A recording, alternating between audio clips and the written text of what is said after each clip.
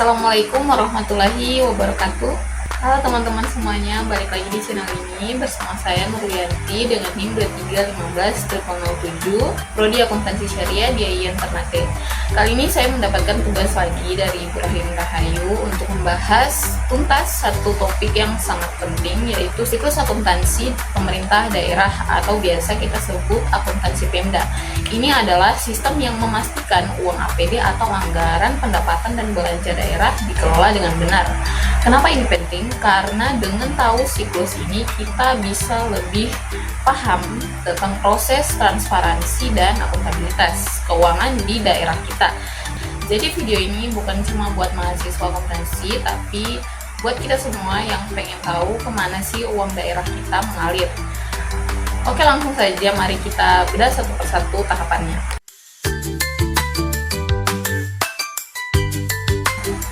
Oke, kita mulai bahas dari dasarnya. Akuntansi Pemda itu proses mencatat, mengelola, dan melaporkan semua transparansi keuangan di tingkat provinsi atau kabupaten kota. Tujuannya sama, yaitu akuntabilitas dan transparansi. Basis pencatatan wajib Pemda. Nah, ini yang khas, yaitu pemerintah daerah wajib menggunakan sistem ganda, yaitu basis kas. Untuk laporan realisasi anggaran atau LRA, ini dipakai untuk melihat sejauh mana anggaran sudah terrealisasi. Pendapatan diakui saat kas diterima dan belanja diakui saat kas dikeluarkan dari kas daerah. Yang kedua, basis akrual, yaitu untuk laporan operasional atau LO dan neraca. Ini dipakai untuk melihat kinerja dan posisi keuangan yang sesungguhnya. Misalnya, pendapatan diakui dari daerah sudah berhak menagih, walau uangnya belum masuk. Ini menghasilkan laporan yang lebih lengkap.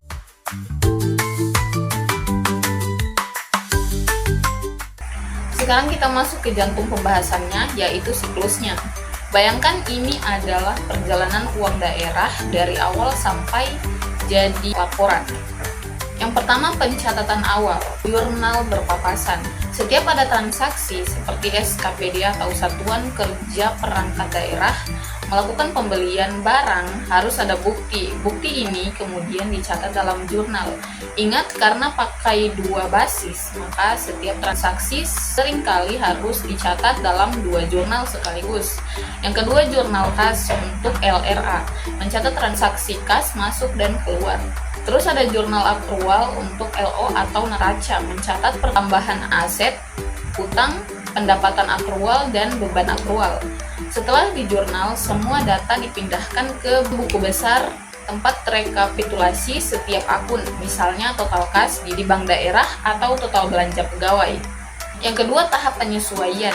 Di akhir tahun, ada transaksi yang sudah terjadi tapi belum dicatat kas. Disinilah peran jurnal penyesuaian masuk. Contohnya, penyesuaian aset tetap, yaitu misalnya nilai ambulans yang dibeli Pemda pasti berkurang. Nah, pengurangan nilai ini dicatat di akhir periode. Yang kedua, pengakuan beban dibayar di muka. Misalnya daerah sudah membayar sewa gedung di awal, di akhir periode harus disesuaikan. Tahap ini penting agar laporan yang disajikan mencerminkan kondisi yang paling akurat sesuai dengan basis akrual. Yang ketiga, tahap pelaporan atau jurnal penutup.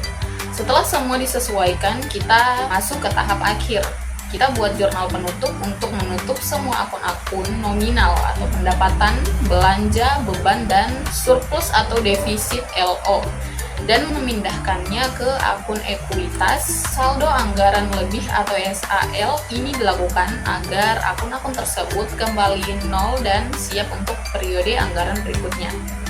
Nah, kalau siklus tadi sudah selesai, hasilnya adalah laporan keuangan Pemda yang terdiri dari 7 komponen wajib. Ini dia laporannya. Yang pertama, laporan realisasi anggaran atau LRA, yaitu hasil pencatatan basis kas. Fokusnya yaitu pada anggaran. Yang kedua, laporan operasional atau LO, yaitu hasil pencatatan basis akrual. Fokusnya pada kinerja. Selanjutnya ada neraca, yaitu potret posisi aset, itu gedung dan kas, kewajiban yaitu utang, dan ekuitas daerah pada tanggal tertentu. Selanjutnya, laporan arus kas atau LAK. yaitu aliran kas yang masuk dan keluar dikelompokkan berdasarkan aktivitas. Selanjutnya, laporan perubahan ekuitas atau LPE, yaitu menunjukkan mengapa ekuitas Pemda bisa berubah. Selanjutnya, laporan perubahan SAL, yaitu menghubungkan hasil LLRA ke neraca. Selanjutnya, catatan atas laporan keuangan atau CALK, yaitu ini yang paling tebal. Isinya penjelasan detail, kebijakan akuntansi yang dipakai, dan rincian semua angka di laporan-laporan yang tadi. 7 laporan ini adalah bukti pertanggungjawaban pemerintah daerah kepada kita semua masyarakat.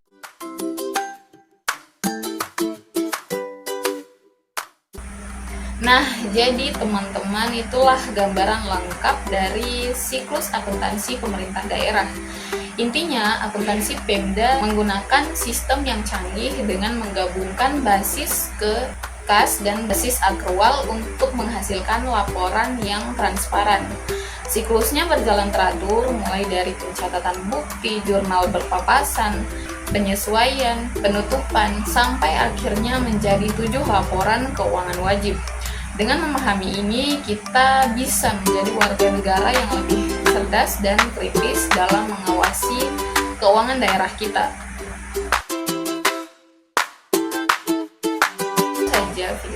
Oke, mungkin segitu saja video pembahasan materi dari saya. Terima kasih sudah menonton. Wassalamualaikum warahmatullahi wabarakatuh.